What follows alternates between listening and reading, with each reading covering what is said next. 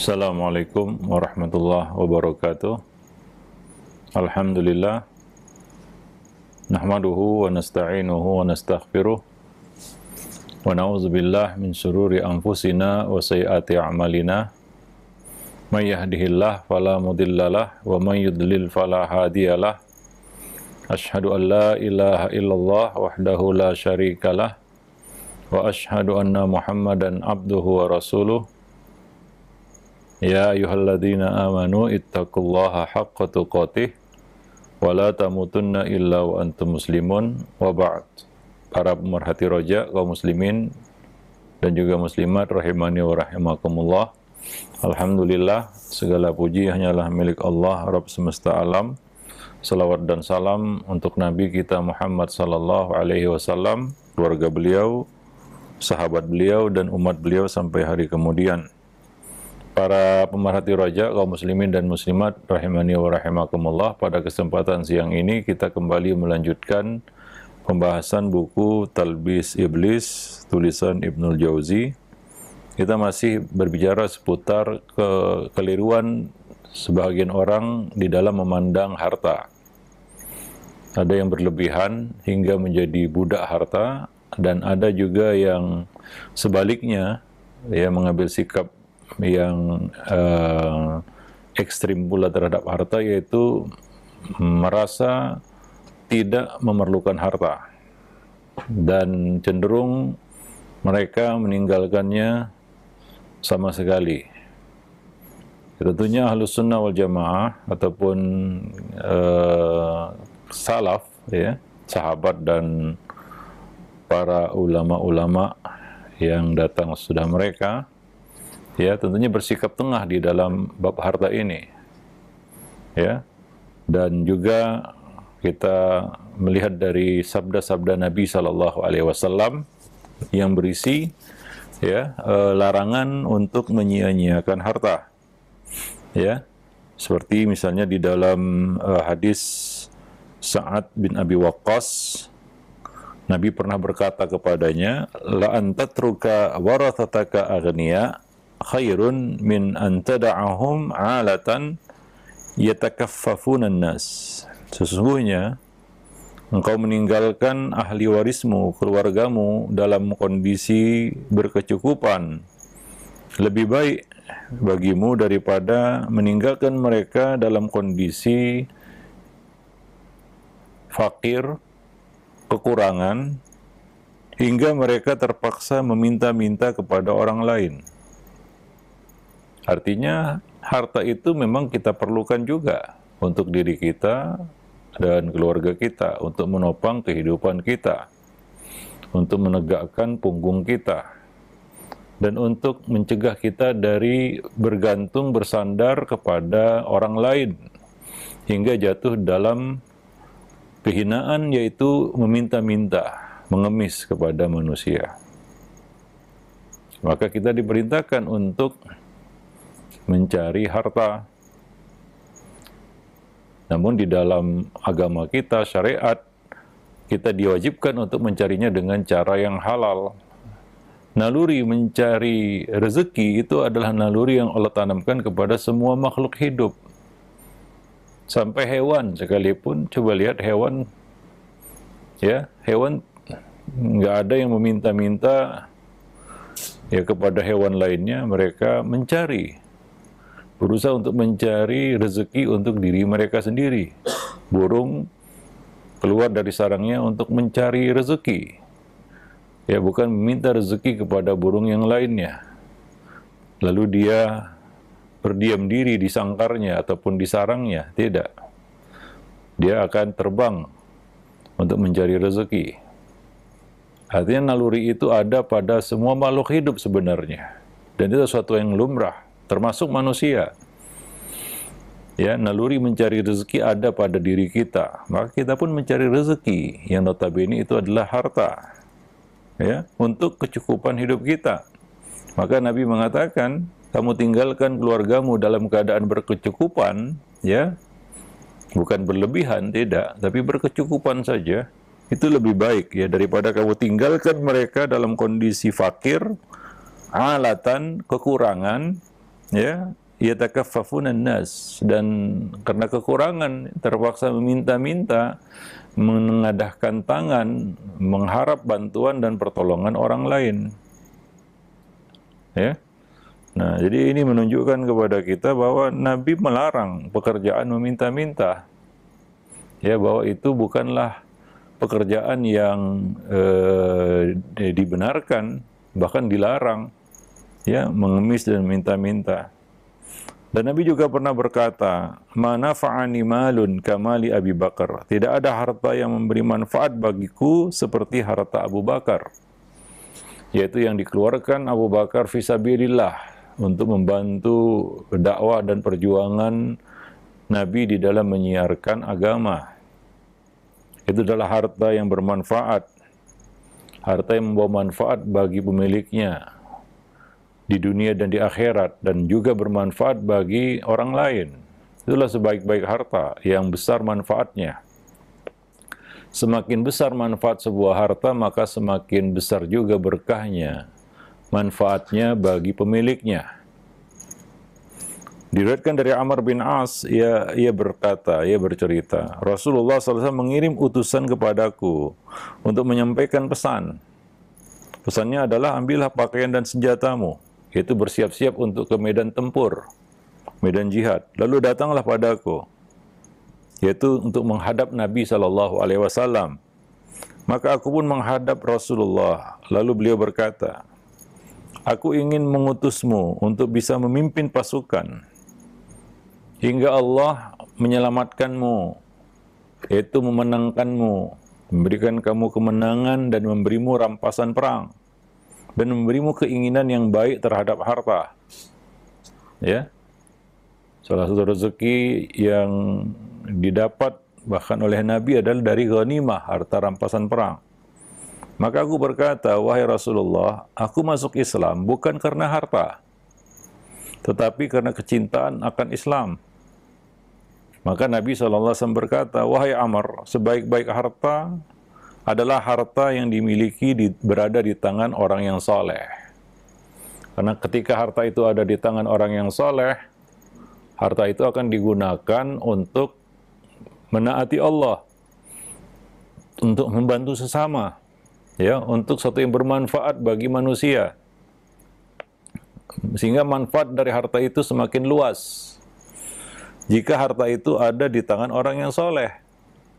Namun jika berada di tangan yang tidak benar ataupun di tangan orang yang fasik, maka mungkin harta itu digunakan untuk kejahatan, keburukan, ya, untuk menyebarluaskan kemungkaran di tengah-tengah manusia. Ya kan Nabi SAW mengatakan, tidak mengapa wahai Amr, ya, harta itu ada di tanganmu, karena sebaik-baik harta adalah harta yang berada di tangan orang yang soleh.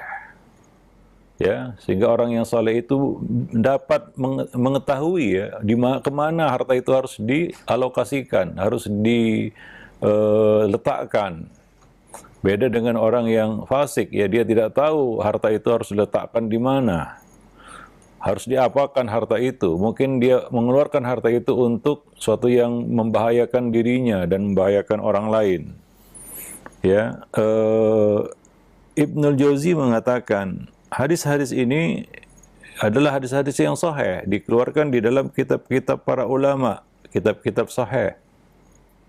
Ya, Ibnu Majah, Ahmad, dan lain-lain yang mengeluarkan hadis-hadis tadi. Dan hadis ini bertolak belakang dengan keyakinan kaum sufi yang menyatakan bahwa memperbanyak harta itu ibarat tirai penutup dari cahaya Allah. Memperbanyak harta juga menurut mereka adalah suatu hukuman. Menyimpan harta termasuk tidak bersikap tawakal, tidak tawakal. Ya, kalau menurut mereka menabung itu adalah wujud dari ketidaktawakalan seorang hamba, kurang tawakalnya seorang hamba. Maka tidak ada istilah dalam istilah mereka menabung harta atau menyimpan harta. Ya, nah, tentunya tidak dapat dipungkiri bahwasanya fitnah harta memang berbahaya. Harta termasuk salah satu ujian. Hingga tak sedikit orang yang meninggalkan harta karena takut terkena fitnahnya. Ya, dan lagi pula mengumpulkan harta melalui cara yang halal itu bukan perkara mudah juga, sulit ya untuk dilakukan.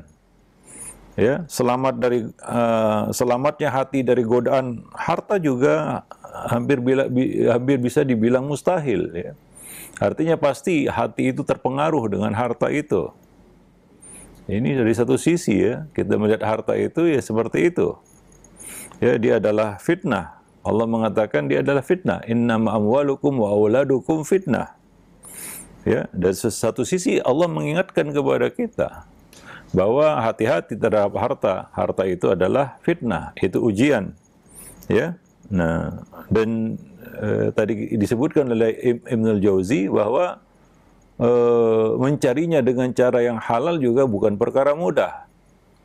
Ya, apalagi zaman sekarang, ya. Ya, kita katakan orang-orang mengatakan hari ini cari yang haram saja susah, kan begitu ya. Nah, kalau kita lurus-lurus aja kita akan terbujur, itu jujur terbujur itu ya, kira-kira ungkapan di luar sana. Ya, sehingga kecenderungan manusia adalah mencari harta dengan segala cara. Maksudnya nggak peduli halal haram, jangankan syubhat ya, yang haram saja ya dimakan ataupun diambil, apalagi yang syubhat ya. Nah, demikian. Jadi dan juga ya pengaruh harta itu terhadap hati, nggak bisa kita pungkiri itu ya. Ketika harta itu di tangan kita, hati pun menjadi sibuk ya. Ya, ketika kita tidak pegang duit, mungkin hati nggak punya rencana A, B, C, dan seterusnya. Tapi begitu uang itu ada di tangan kita, hati itu sudah sibuk menyusun planningnya, rencananya A, B, C, D, E, dan nggak ada habisnya itu. Semakin banyak juga perencana ataupun proyek ataupun ya planning yang akan dilakukan gitu. Ya, ketika harta itu atau uang itu ada di tangan kita. Jadi memang pengaruhnya terhadap hati juga sangat nyata, luar biasa juga ya. Nah, sangat dikhawatirkan ya. Nah, maka seharusnya adalah seorang itu mencari harta ya hanya sekedar untuk mendapatkan bekal ya untuk hidupnya dengan cara yang halal. Kalau seperti itu ya mungkin tidak susah baginya untuk membatasinya dengan cara yang atau jalan yang halal saja. Kalau dia batasi harta itu, dia memang perlu tapi ada batas. Nah, batas ini yang kadang-kadang hilang. Ya. Batas ini yang kadang-kadang hilang sehingga orang gelap mencari harta itu, gelap mata dalam mencari harta. Tapi kalau dia batasi, ya mungkin dia tidak susah untuk membatasinya hanya mencari harta yang halal saja. Namun begitulah ketamakan yang ada dalam hati manusia, seperti yang disebutkan dalam hadis. Dapat satu lembah emas, dia tidak puas. Dia akan cari lembah yang kedua. Dapat dua, berhenti, tidak. Dia akan cari lembah yang ketiga. Nggak ada kepuasan terhadap harta bagi hati manusia. Ini yang harus diredam. Ini yang harus dibatasi, ya, yaitu ketamakan terhadap harta itu. Ya, nah demikian. Dan perlu motivasi yang kuat untuk bisa membatasi harta dalam hati kita. Ya, nah hingga betul-betul harta itu ya di tangan kita untuk maslahat akhirat. Ya, untuk maslahat akhirat. Jika harta itu membahayakan akhirat, maka dia tidak merasa berat untuk melepasnya. Ya, tidak merasa berat untuk melepasnya. Ya.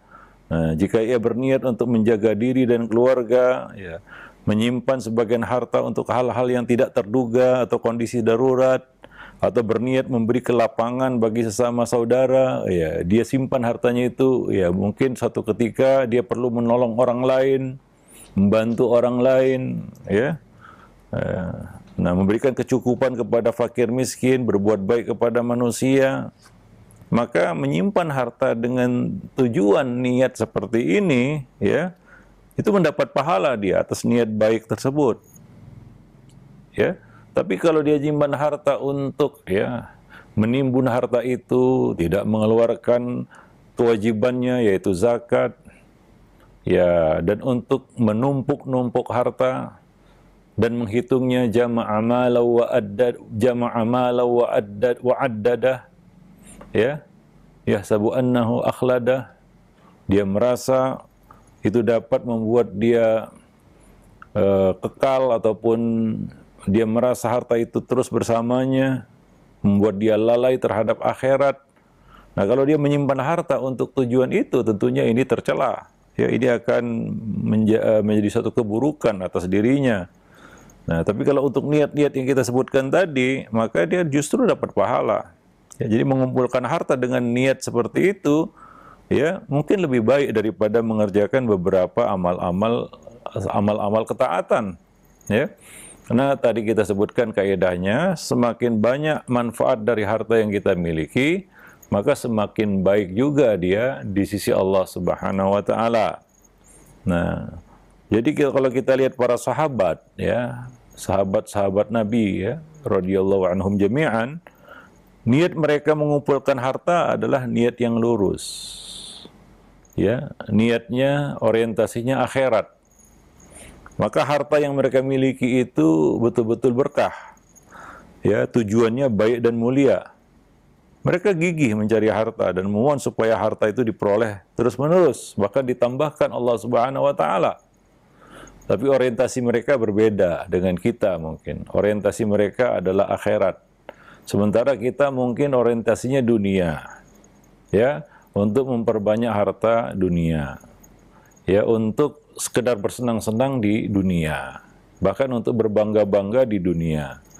Untuk menaikkan status sosial. Ya, kalau seperti itu tentunya mencari harta dengan niat seperti itu justru akan membawa kita kepada kehinaan dan kehancuran. Kita akan dipermainkan oleh harta itu. Ya, setan menggunakan harta itu untuk menyesatkan kita lebih jauh lagi dari Allah Subhanahu wa taala. Wallahu a'lam bishawab. Jadi kalau kita lihat para sahabat itu juga bekerja. Abdurrahman bin Auf, yang kita katakan seorang pedagang yang sukses hingga batu dibalik jadi emas, kira-kira demikian. Ya, ketika ia hijrah ke Madinah, ditawarkan macam-macam, dia menolak. Dia hanya minta ditunjukkan di mana pasar. Lalu dia berniaga dan dia menjadi seorang peniaga yang sukses. Ya, tapi tujuan mereka apakah untuk dunia? Enggak. Tujuan mereka adalah untuk sesuatu yang lebih daripada sekedar mendapatkan status dunia. Yaitu mereka ingin dapat status di akhirat dengan harta yang mereka miliki. Wallahu a'lam bishawab.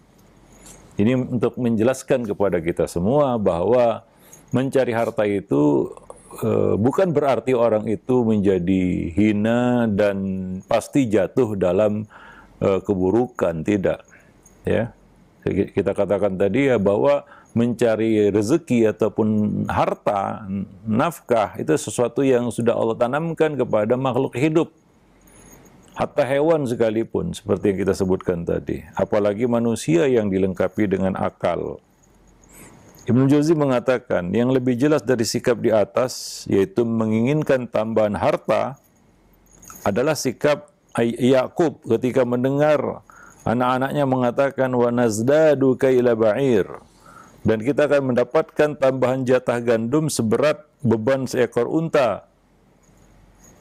Maka Yakub cenderung menginginkan tambahan jatah makanan tersebut.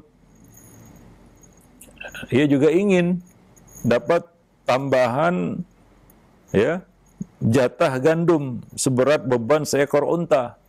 Itu satu bagasi unta, kira-kira demikian. Kalau sekarang ukurannya, kalau unta itu ada bagasinya, maka dapat tambahan satu bagasi unta.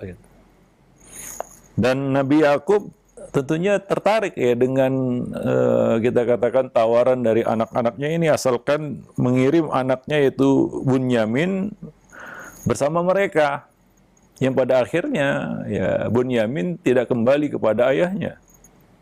Itu yang membuat Nabi Yakub bersedih setelah kehilangan Nabi Yusuf. Dan tentunya itu adalah salah satu makar Nabi Yusuf terhadap saudara-saudaranya yang telah dulu mencelakakan dirinya. Ya. Ya, Nabi Yakub membalas makar mereka, Nabi Yusuf membalas makar mereka. Ya. Nah demikian. Jadi poin yang kita ambil di sini adalah keinginan Nabi Yakub untuk mendapatkan tambahan jatah makanan. Bahwa keinginan seperti itu, walaupun harus mengirimkan anaknya yaitu Bunyamin, dan ia tahu itu bisa jadi bahaya, tapi karena keinginan tambahan harta itu, resiko ini ya dikesampingkan. Kadang-kadang kita harus memilih ya di dalam kehidupan. Kita menyampingkan resiko karena kita ingin sesuatu atau tujuan sesuatu. Itu yang terjadi pada Yakub.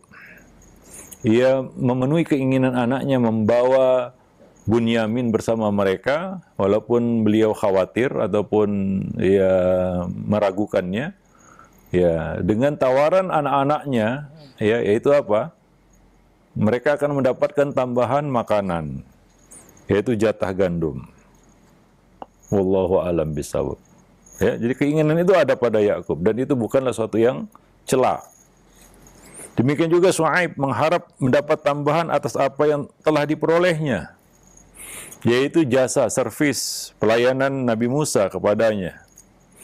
Ya, yang bekerja ya untuknya. Maka ia berkata kepada Nabi Musa, "Fa in atmamta 'ashran famin 'indik." Jika engkau sempurnakan 10 tahun, maka itu adalah suatu kebaikan darimu, yaitu ditambah waktu pelayanan itu menjadi 10 tahun. Ya. Maka itu satu kebaikan darimu kalau mau, kan begitu ya. Nah, maka di sini Nabi Shu'aib mengharapkan ya tambahan itu. Maka itu bukan suatu yang cela, bukan suatu yang dilarang ya. Berharap mendapatkan tambahan dari rezeki yang biasa kita dapatkan. Ya, nah orang manusia punya kecenderungan kepada itu. Ya, kalau bisa dapat bonus ya tentunya mereka mengejar bonus, kan begitu ya. Istilah sekarang kalau perlu lembur ya lembur ya, untuk dapat tambahan gitu. Apakah kalau saya ambil lembur berarti saya adalah orang yang rakus terhadap dunia? Enggak juga. Atau tamak kepada dunia? Enggak. Itu adalah sesuatu yang normal, wajar. Ya, kita ingin dapat tambahan dari harta yang biasa kita dapatkan. Ya, nah demikian. Tapi yang menjadi pembeda di sini adalah apa motivasi kita, tujuan kita. Ya, karena harta itu jika berada di tangan orang yang tepat, ya, maka menjadi suatu yang manfaat. Tapi kalau jatuh ke tangan orang yang salah, jadi musibah. Ya, nah demikian. Nah, ketika Ayub alaihissalam sembuh dari sakitnya, ia dihujani belalang emas, sehingga ia bergegas menciduk belalang emas itu dengan tangan, lalu memasukkannya ke dalam lipatan baju. Ini hadis sahih riwayat Bukhari ya, dari Abu Hurairah radhiyallahu anhu. Dengan semangat ia mengambil hingga ia mendapatkan banyak belalang itu, sampai dikatakan kepadanya, "Apakah kamu belum puas?" Maka Ayub menjawab, "Wahai Rabb, siapa gerangan yang bisa puas dengan karuniamu?" Ya, siapa yang bisa merasa puas dengan karuniamu? Ya memang itu manusia. Ya, satu yang memang ada dalam diri mereka, karena kita ada hawa nafsu. Ya, zuyyina linnasi hubbus syahawat minan nisa'i wal banin dan seterusnya. Memang dihiaskan dalam hati manusia ya kecintaan ya kepada dunia, harta, wanita dan sebagainya. Itu suatu yang ya kita katakan ada pada diri manusia. Ya, mengingkari itu sama seperti ya kita menafikan diri sendiri ataupun mendustai diri sendiri. Ya.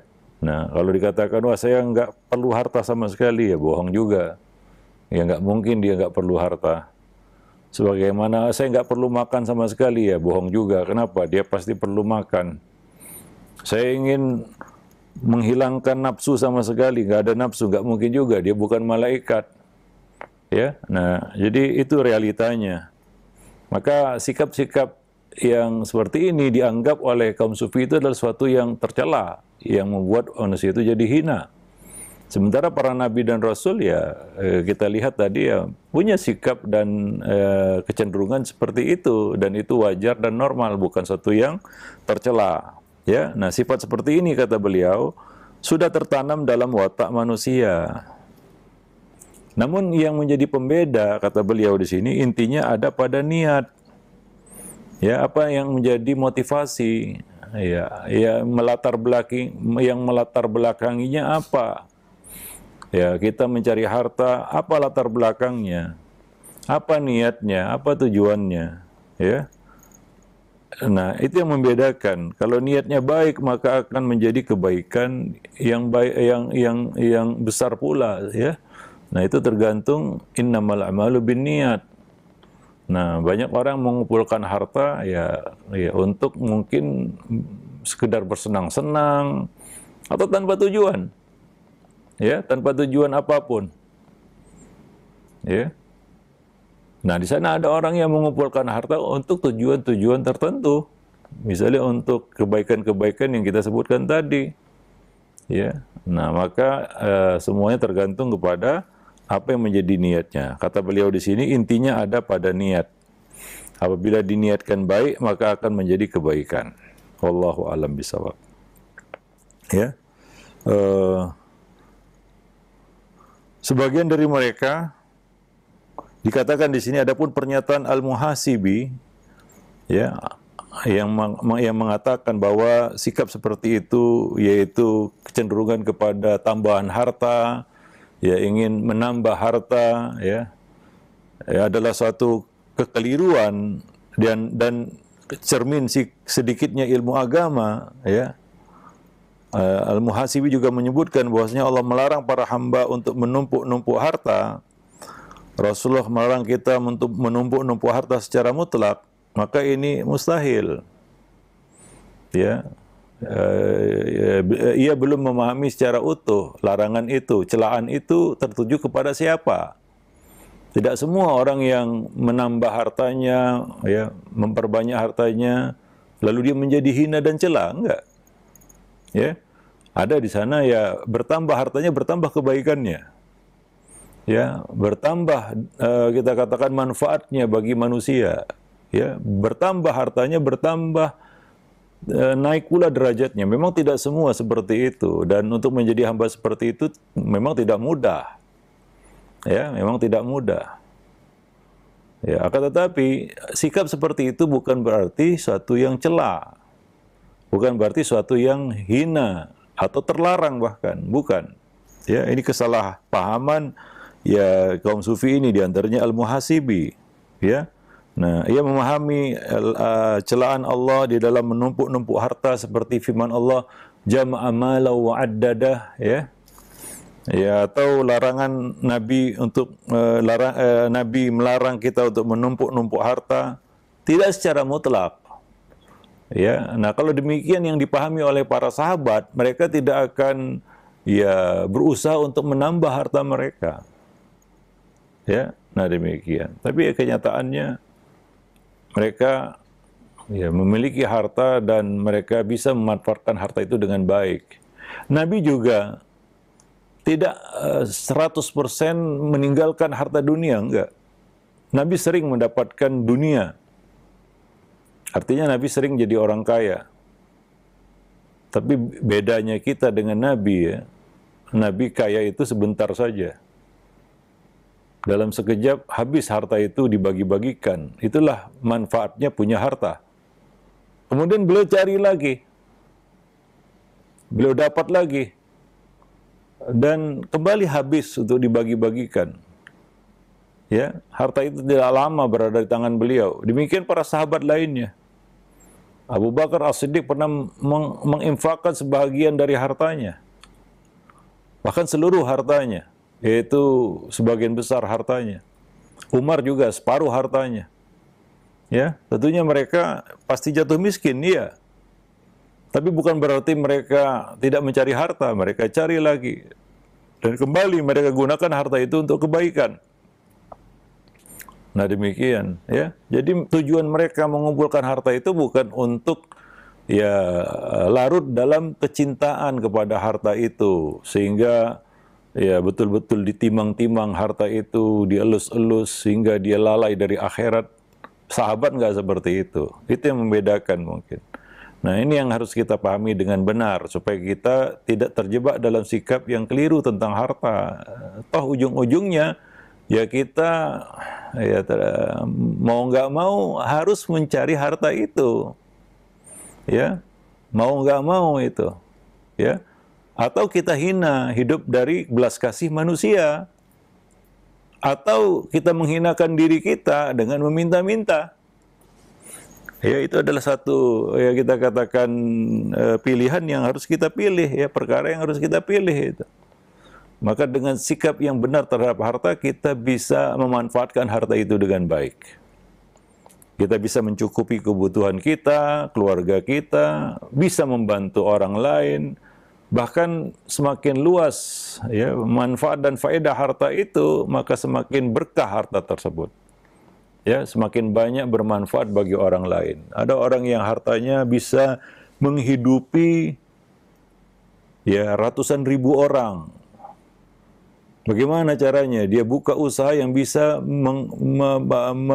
menaungi tenaga kerja yang banyak, sehingga banyak kita katakan orang-orang yang dapat rezeki, kepala keluarga yang dapat rezeki hingga bisa menghidupi keluarga mereka.